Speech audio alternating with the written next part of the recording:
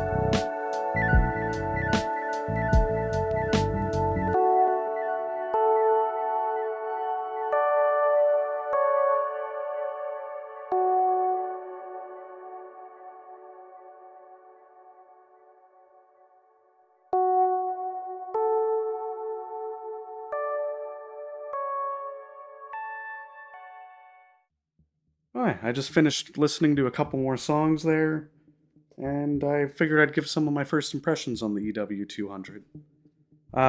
First off, sound-wise, they're very resolving.